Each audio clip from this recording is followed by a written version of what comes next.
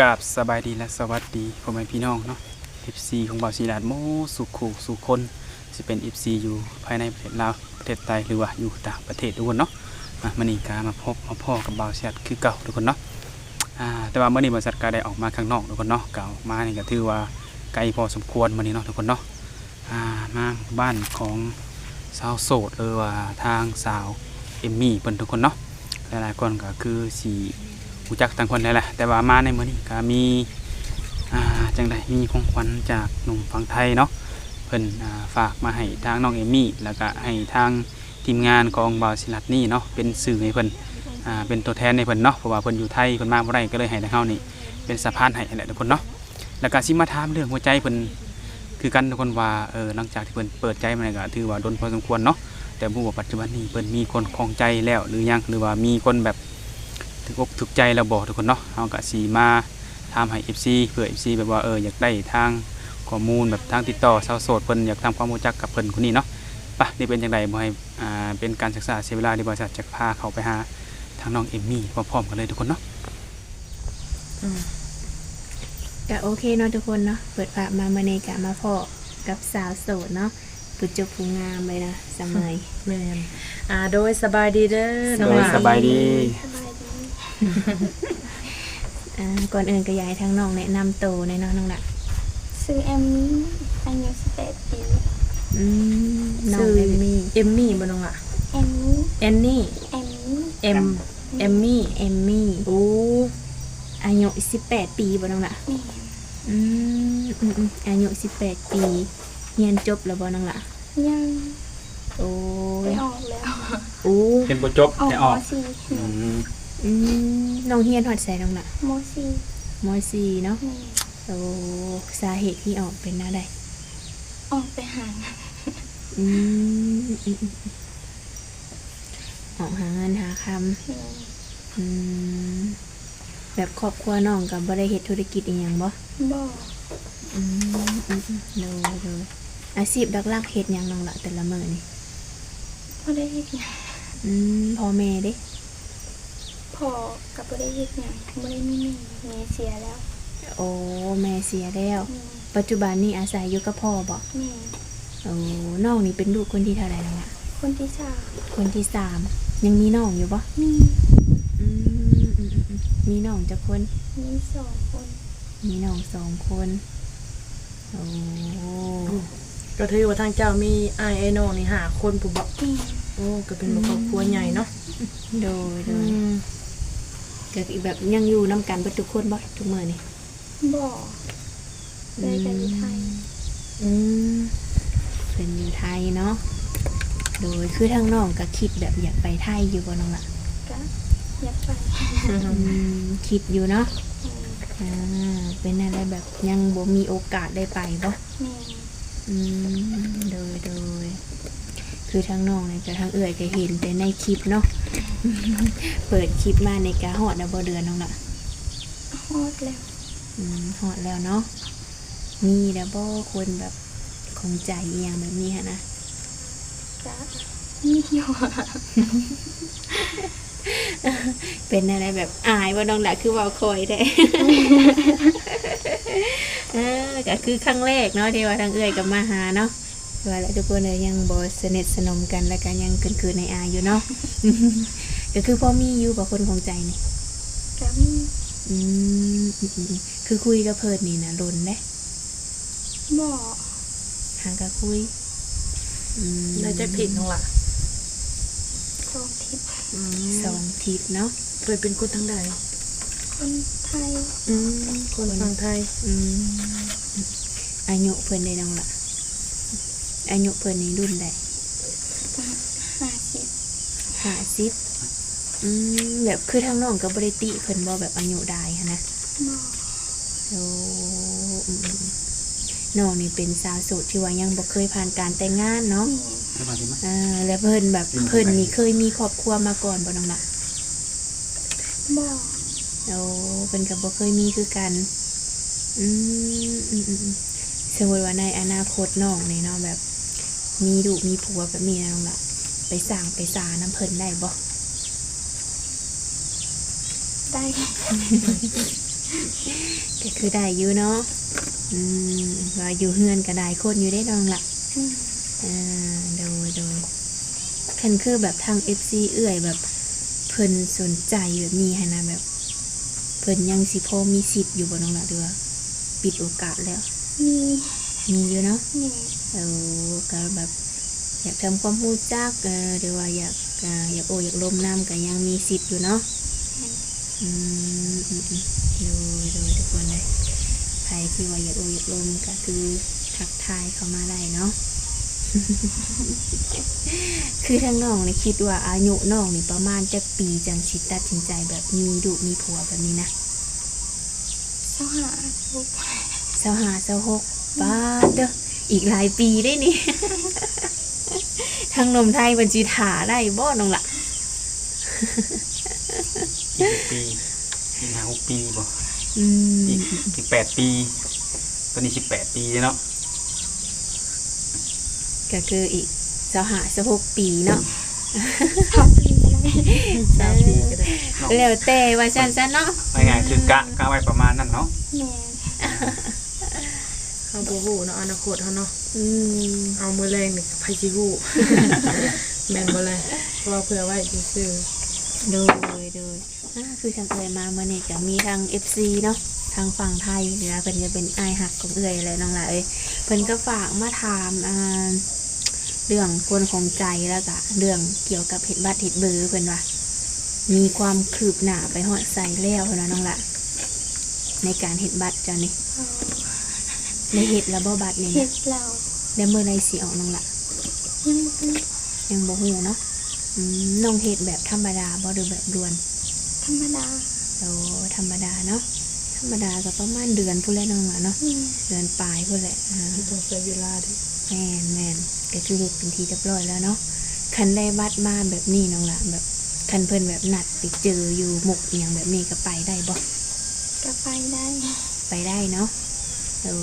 แต่ทุกมื้อนี่ก็ยังโอลมกับเพิ่นอยู่บ่คนนี้นะ กับลมบางมือ เป็นบางมื้อเนาะ แม่ แต่ว่าคนของใจนี่แม่นเพิ่นบ่หรือว่าบ่แม่น หรือว่ายังตอบบ่ได้ ตอบบ่ได้ เคยมีแต่ว่ามื้อใดว่างก็โอลมกันเนาะ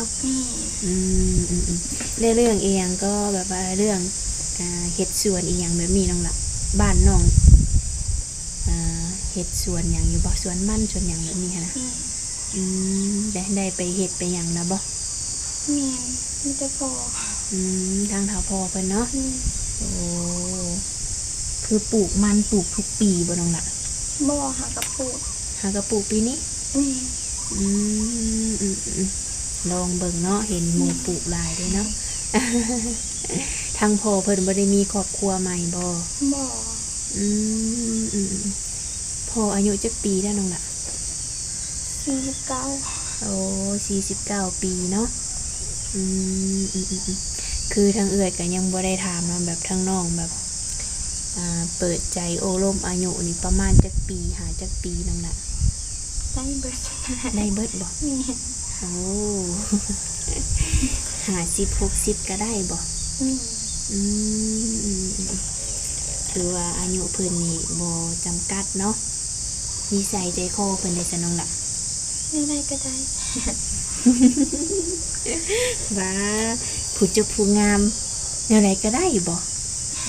ต้องมีสเปคแล้วมีอยู่บ่สเปคตายตัวนี่ บ่มี ทางน้องเพิ่นก็คือสิคืนอายแฮงทุกคนเด้อาจสิบ่ได้ยินเสียงเพิ่นเนาะสมมุติ ได้ยินแต่เสียงสลาน้อยบ่ก็คือเพิ่นว่าเลยเนาะบางทีเฮาสิมาคาดเอาว่าต้องเอาสเปคแบบนี้มันก็เป็นไปบ่ได้เนาะ เขาก็ต้องเบิ่งก่อน บางคนเขามาคัดเอาแล้วคัดบ่ถูกใจหรือว่านิสัยเขาบ่ตรงกันเนาะ มันก็บ่โอเคแม่นบ่ อืม ก็ ก็คือกระทั่งอ้ายผู้ที่ว่าเพิ่นเฮ็ดบัตรให้หั่นแหละเนาะเพิ่นก็ให้เอื้อยนี่มาหาแล้วก็ได้โอนเงินมาให้น้องไว้ซื้อบัตรเติมเงินเพิ่นว่า ก็เป็นจำนวน500 บาทเนาะเอื้อยก็สิขอมอบให้ด้วยน้องหลานเลยนะ หอดมือเป็นทีเรียบร้อยเนาะ ได้เห็นหน้าเห็นตาเพิ่นแล้วบอกกับอายคนนี้ฮะ เห็น อืม หล่อ คัน บ่หล่อบ่ติดใจอยู่บ่เห็นแล้ว กะ คันสมมุติว่าเมื่อใดมื้อหนึงแบบอ่าให้เอาให้ดูเฮ็ดผัวแบบนี้นะเอาได้บ่น้องล่ะหน้าตาแบบเพิ่นนี่นะ เบิ่งไปก่อน เบิ่งไปก่อนเนาะยังตอบบ่ได้คือเพิ่นก็บ่ได้ว่าหยังดอกน้องหลาสมมุติว่าน้องหลานี่บ่มักบ่ฮักเพิ่นเนาะก็นับถือกันแบบอ้ายแบบน้องฮักแพงกันเพิ่นว่าเรื่องหัวใจมันก็ห้ามกันบ่ได้เนาะ มันบังคับบ่ได้ โดยทางน้องก็แบบมีเฟซมีไลน์ข้างในบ่น้องล่ะ บ่มีแต่ลาย โอ้มีแต่ไลน์เนาะสะดวกแจกอยู่บ่ สะดวก อืม ก็คือว่าสะดวกเป็นที่ยิบห้อยเนาะ ก็ คือหยังบ่ ก็คือว่าพร้อมแจกแต่ลายน้องหลานเนาะ แม่ สิเป็นหนุ่มทางใดกะ แล้วแต่ขอแต่โอารมณ์กันเข้าใจเนาะ ทั้งเอื้อยทั้งอ้ายเด้อจ้ะญาติพี่น้องของเจ้าหั่นนะเพิ่นไปไส เพิ่นก็อยู่เพื่อน เพิ่นอยู่เฮือน อืม จะมีอ้ายจักคนนึงล่ะ อ้ายคนหนึง เอื้อยคนหนึ่งโอ้โดยมีทั้งเอื้อยทั้งอ้าย มีอยู่บ่ว่าหลังจากเปิดอกเปิดใจมาแบบนี้นะมีหนุ่มๆไว้ว่าเพิ่นชวนไปอยู่ฝั่งไทยนำอยู่บ่ ก็มีมีอยู่บ่น้องล่ะ อืม แล้วน้องว่านั่นได้ซะยังให้คำตอบบ่ได้ แม่ เพราะว่าถ้าหากรู้จักกันเนาะต้องคุยกันก่อน อืม คุยกันก่อนร่วมกันก่อน แต่ที่นี่มีอยู่บ่หนุ่มต่างประเทศเพิ่นเข้ามาหาเนาะ มี มีกันหลายคนอยู่บ่ บ่ หลังจากเปิดใจมาในระยะ1 เดือน มีหนุ่มๆเขามาหาในปัจจุบันนี่จักคนน้องล่ะ บ่ บ่ฮู้ถือว่าหลายแม่น อย่า บ่ ว่านับไม่ถ้วนเลย ก็ถือว่ามีอยู่เนาะ สาวโสดเป็นธรรมดาเนาะ อืม สาวโสดแบบว่ายังบ่ทันมีแบบคนแบบของใจหันนะ อืม อยู่ในระยะแบบเราเบิ่งใจกันอยู่ อืม ยังบ่มีเจ้าของเลยซะเนาะ แม่ อ่า บางเทื่อมีเฮาอาจสิบ่กล้าเว้าเนาะในเมื่อเฮาเว้ามาแล้วบางเทื่อฝ่ายชายเพิ่นบ่ได้คิดหยังกับเฮามันก็สิเสียเปล่าแม่นบ่ล่ะ แม่ เฮาก็ถามว่ามีบ่ก็เก็บไว้ในใจก่อนถ้าว่าฮอดมื้อนั้นมาหรือว่าเพิ่นรับแบบว่าเป็นชูเป็นแฟนเห็นหน้าเห็นตากันเนาะโดยตรงแบบนี้หันนะก็จังว่ากันอีกเทื่อนึงล่ะเนาะแต่คือเพิ่นว่าหั่นแหละกันว่าสิเอาลูกเอาผัวกันอายุ25 ปีพุ ยังหลายปีอยู่ว่าซั่น ให้ระยะเวลานี้นะเป็นเครื่องพิสูจน์ไปเนาะ แม่น พิสูจน์นิสัยใจคอของคนนั่นแหละ แม่นบางเทื่อเขาอาจสิตั้งเป้าหมายว่าอายุ25 ปีบางเทื่อมันบ่ฮอดก็มีเนาะ แม่ เรื่องคนของใจเป็นเรื่องของหัวใจแบบนี้ค่ะนะบางเถื่อบ่ฮอดว่ะบางเถื่อมีคนถึกใจนี่เฮาอยากบางเถื่อเฮาคิดว่าโอ้อยากสิเอาพากันมาสร้างมาสาเฮ็ดอีหยังธุรกิจไปนำกันค้าขายนำกันแบบสิเนาะมันก็สิทำนองนี้แหละ แต่ละปีก็เฮ็ดหน้าบ่น้องล่ะ เฮ็ด เลยเข้าหลายบ่ ได้50 พอกินถ้าน้องหลานอยากขายหยังอยากค้าขายหยังอะ ขายพอ ขายของซ้ำของแห้ง ขายเครื่อง ขายเครื่องหยังขายเครื่องแบบของแห้งเฮานี่แมันบ่ขายของซ้ำนี่หยังสักอย่างแมันบ่ แบบนี้บ่ห้างสะดวกซื้อเล็กๆอันนี้บ่ เพื่อนน้องหลานอยู่แถวใดแบบแคมวัดบ่หรือว่าเอาแคมทางบ่ แก้มทางแก้มบัตร ค้าขายนี่คือได้แม่นบ่ ได้ อาจสิโอเคอยู่เนาะเพราะว่าเฮาร้านขายน้ำบ่แบบนี้เนาะอาจสิได้ขายได้เพอโซนนี้อากาศร้อนหั่นนะคิดจะขายอยู่บ่น้องหละคันมีคนลงทุนให้ อยากขาย อยากขายหยังเอาค่ะสมมุติว่าเพิ่นให้งบบ่หลายแบบนี้หันนะแต่ว่าให้ทำมาหากินได้แบบนี้อยากขายหยังอะ อย่างเช่นน้องมีเงินสัก10,000นี่น้องสิไปลงทุนขายหยัง การลงทุนขายของ ของนี่คิดว่าเป็นหยัง เป็นพวกไหนพวกข้าวต้มขนมแบบน้ำดื่มอย่างนี้บอกเราได้ไร น้ำปองน้ำปั่น ถ้างบ10,000นี่ประมาณน้ำปั่นหรือน้ำส้มนี่ว่าได้ อืม ถ้าเฮาสิซื้อ10,000ไปซื้อเครื่องของแหงมาขายนี่บ่ได้เฮาต้องลงทุนเป็นน้ำปั่นดีกว่าน้องล่ะ อืม เขาต้องพยายามกระเฮ็ดแต่มันสิขายเนาะมันก็สิขายง่ายอาการฮ้อนสิเนาะ อืม อยากขายอยู่บ่เลย อยากขาย อยากขายอยู่เนาะจะขายน้ำนี่รู้สึกว่าสิมีคนมาซื้อหลายโลด มีแนวดึงดูดบ่ แม่นเอาผู้สาวงามเด้อจ้ะเออ ซื้อซอยผู้สาวเนาะ แม่ เออ ขายขายจานน้ำแน่แบบสิเนาะ อืม โดย ตั้งแต่เปิดใจมันก็เคยมีคนสิมาหาอยู่บ่แบบผู้บ่าวที่มาหาเนี่ย กะอืม แต่แบบเคยมาบ่ ละมายัง โอ้ อืม มีแบบนัดเจอกันอยู่บ่เนี่ยยังบ่มีบ่ ยัง แบบว่าสงกรานต์นี่ไอซีมาดินบ้านจังซี่นะมีบ่แบบนี้นะ บอกเป็นว่ามีแต่หลังสงกรานต์ โอ้มีทางสงกรานต์ อย่างสงกรานต์เนาะอืมคือพร้อมแบบสิเจอเพิ่นบ่น้องล่ะ กะ เห็นว่าเห็นตัวจริงเพิ่นนะอ้าวตกใจอย่างแบบนี้ บอก เพราะว่าเนาะอืม ก็ดีคือกันนี่แหละที่มาเจอตัวจริงกันเนาะจะได้ฮู้ว่านี่มันเข้าตามสเปคเฮาบ่เนาะแบบนี้เฮาแบบไปอยู่นำได้บ่แบบถึกใจเฮาบ่สิเนาะ มันจะดีกว่าแบบคุยกันห่างๆได้แบบโดนๆแบบเรื่องกันว่าสิมาแต่งมาคองไปตัวจริงมาเปลี่ยนใจนี่มันสิยากตัวนี้เนาะนั่นแหละเป็นว่าถือว่านัดเจอกันเป็นกันตัวจริงกันเนี่ยถือว่าเป็นความคิดที่ดีอยู่ แม่นมื้อนี้ก็อากาศร้อนสิไปทางไหนน้องล่ะ ไม่ได้ไปไหน บ่ได้ไปไสบ่อยู่แต่บ้าน อืม แบบทั้งน้องนี่มักไปดิ่งไปเที่ยวอยู่บ่น้องล่ะ กะไปบางเทื่อบ างเทื่อบางคราวเนาะมีบางเป็นเรื่องธรรมดาเนาะสาวโสด เขาไปหาหมู่หาครูเนาะหลินนำการดนเตือมันบ่ล่ะ อืม สิไปทุกมื้อมันก็บ่ไหวเลยเนาะ คือผู้เจ้าผู้งามแบบน้องแบบนี้นะผู้บ่าวแถวบ้านนี่บ่ได้เซลบ่ได้เข้ามาจีบบ่ กะเซล เนาะคันสิว่าบ่เซลก็คือสิเป็นไปบ่ได้หันนะ บ่ได้หวั่นไหวบ่เวลาผู้บ่าวมาเซลมาจีบนี่ บอก แบบนี้บ่ถึงสเปคบ่น้องล่ะบ่ถึกใจแบบนี้บ่ อืม อืมไปทุกคนเลยอะแสดงว่าตอนนี้ หัวใจนี่ยังว่างอยู่เนาะ อืม เออยังให้โอกาสหนุ่มๆทุกคนยังมีสิทธิ์เท่าเทียมกัน อยากทำคนมาจากกระทักทายเขามาหาเขาได้เนาะทางทีมงานเราก็ชิได้เอาได้น้องเพิ่นแจ้งให้ จากในทีมงานทำมียังทำน้องเพิ่นบ่ คือสิบ่มีเลยเนาะ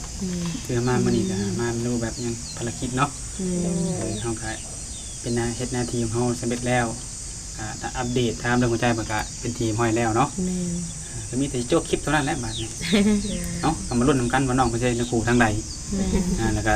มือใดยามใดปีใดเนาะ มาลุ้นกันเลยเนาะ โดย ใครจะเป็นผู้โชคดีว่าซั่นซะ โดยตามนั้นแหละเนาะ โดย โดยอาจจะได้ขอตัวกลับบัดนี้ทั้งละโดยอันสบายดีทั้งละ สบายดีนะ โดยสบายดี